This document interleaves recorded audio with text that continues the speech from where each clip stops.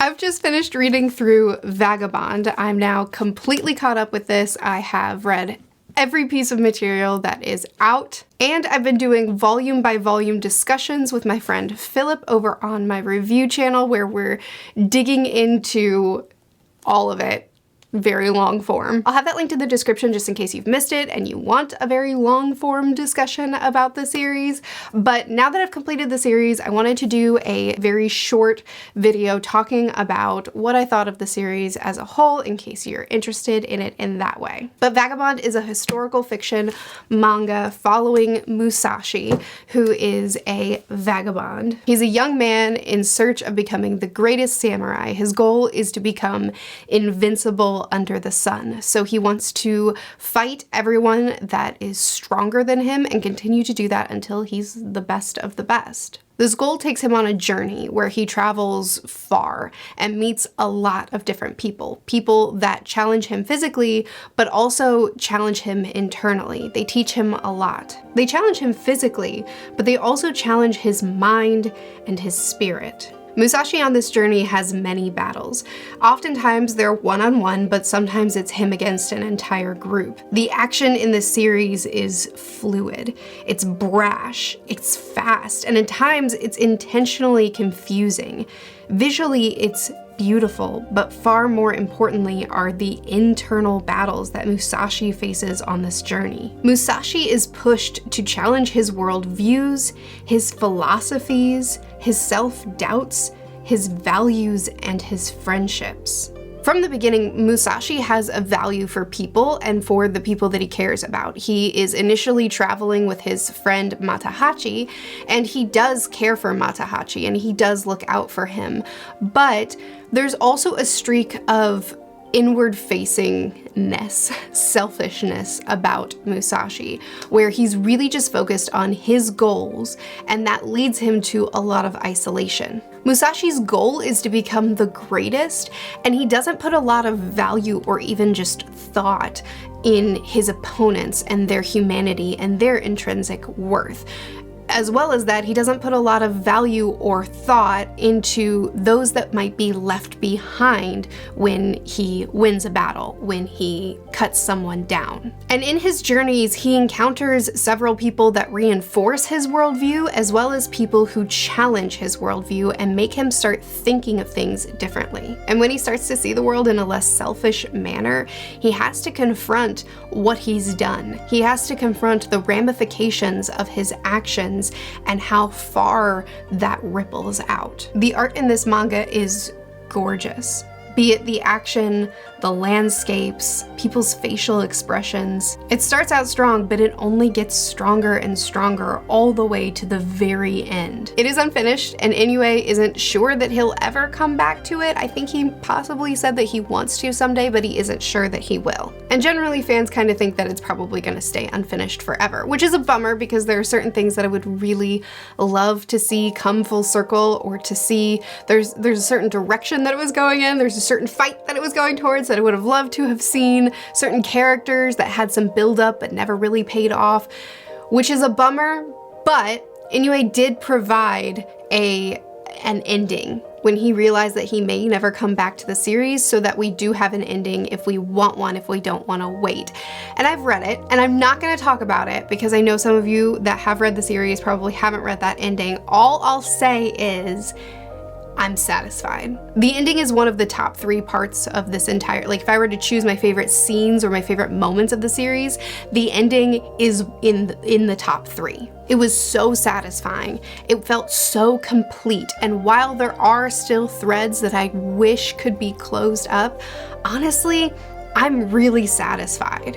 So yeah, it's unfortunate that the series is unfinished and probably will remain so forever, but we do have an ending that does make the series feel, at least on some levels, complete. Honestly, the ending was perfect. It was perfect. Anyway, back to Musashi. So Musashi is a boy that had an abusive father that instilled a certain worldview in him that he wanted to live up to and he wanted to prove himself in. Because of this laser focus on his goals, he pushes people away a lot in this story. People that he loves and that he would choose to have in his life, but he doesn't feel worthy or he feels that they'll hold him back. And he thinks that he has to separate himself from all attachments in order to get to where he thinks he needs to be. Even people that need him and people that express that they need him to take care of him, he just shakes off. He's incredibly stubborn and at times even seemingly unteachable. But watching a main character fail and fail again, and watching people in his life see value in him and try to teach him about that value for himself, for the world, about the philosophies within this series that these people believe would set Musashi free, and watching him listen to them and try to learn and just step back and step back and step back again and again and again, but then finally start to understand and start to move forward is an incredibly satisfying thing to read. Obviously other series do this too, but I liked it in this one too. There is another main character that's introduced in the series about 2/3 of the way through the chapters that we have, so I'm not going to talk about him by name. He is in some of these panels, but I'm not going to go too deep into this because this is spoiler free, but I love him even more than Musashi. And a big thing that Musashi is trying to learn and having so much difficulty learning because of his life philosophies and because of his life experiences is flow. Getting into that flow state or that zen and letting the world fall away and having that laser focus, as well as connection to the earth. That's being connected to the heavens and the earth are a big part of what kind of gives you that freedom in this series, and he has so much trouble finding that connection. And this other main character is essentially the embodiment of flow, of connection, of releasing self and finding fulfillment and freedom in the world and the people around you, and he's amazing and I love him. Anyway, Musashi thought that his story was about mentally and physically becoming the best.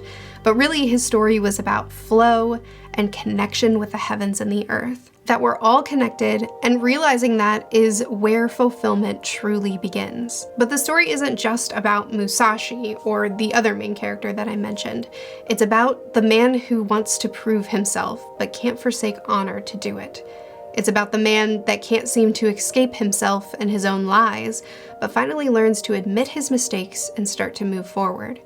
It's about the little girl who learned to fend for herself and created a whole new fighting style so that she didn't have to let anyone come close to her again. But she learns to accept the closeness of someone that she can trust. It's about the wisdom gained in age and experience and passing that on. It's about pursuing the sword, not for personal gain, but for the love of it. It's about finding new meaning in life lost through devoting yourself to another. And it's about not seeking self-elevation, but about valuing yourself, other people, and asking for help. The pacing in this series is slow, incredibly slow. It's a historical fiction about a samurai trying to rise to the top through a series of battles, but it's not. The action in the series is phenomenal, but at the end of the day, the series, from beginning to end, is about a personal journey, personal worldviews, philosophies, and self-growth. It's a very introspective story, and while I don't share many of the philosophies presented within the story, it's a story that doesn't require you to agree on everything Inoue is talking about. It's just a story that asks you to reflect. And for that reason, I had such an amazing experience with this story because I read it with a friend. If I had read it on my own, I probably would have engaged with it in a more surface level way, which I think that this story totally works that way.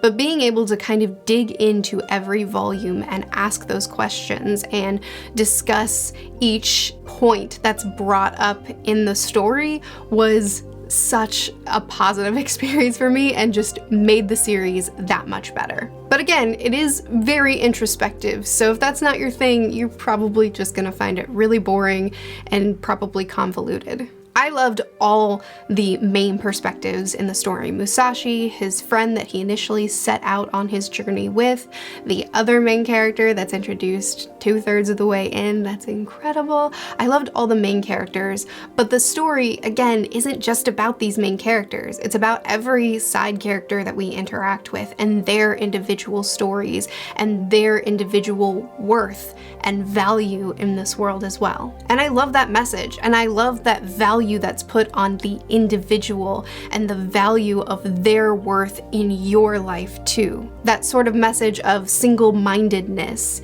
isn't what truly brings freedom, but it's the connection with what's around us and who's around us that brings so much more life into your life. It's a series that you can read casually and enjoy perfectly well. It's a series that you can dig in deep and ask all the questions that Inoue is asking you to ask, asking you to reflect on, and you'll find a lot of worth in it that way too. But I have loved my time reading this series. It was so much fun. It was so thought-provoking. The characters were incredible. My favorite main character is the one that I won't name by name in this review, but my favorite character in the series is a side character. My favorite fight in the series is not even one of the main fights that everybody talks about. Because each of the side characters and because each of the side characters' stories are so well built up and fleshed out, that means that it leaves a lot of opportunity for people to connect with different parts of the story for different reasons. But the core story is also phenomenal. Again, this is spoiler-free, so I tried to kind of touch on a lot of different things. The series does so much, so it's kind of hard for me to feel like I'm doing it justice in this short-form, spoiler-free format. But again, I have long-form content available for you. Philip and I have spent a lot of time digging into the series, so if you are a fan of the series and you're interested in that format, it is available, again, linked in the description. I have a playlist. It's a story of themes more than it is anything else, but it also brings so much more to the table if you're interested in more than just themes. It is very slow paced though, so give it time. Anyway, if you've read the series, what do you love about it? What's your favorite part of Vagabond? If you haven't read the series, do you plan to read it, or did this video kind of make you decide, nah, that doesn't sound like the one for me? Thanks for chatting with me about Vagabond. Again, I do have another channel that is dedicated to more deep dive discussions on books, as well as weekly reading vlogs, keeping you up to date on what I'm reading week to week. That's linked in the description. I post videos every Monday and Friday on this channel, Tuesdays and Thursdays on my other channel, my review channel. I'll see you again soon. Bye.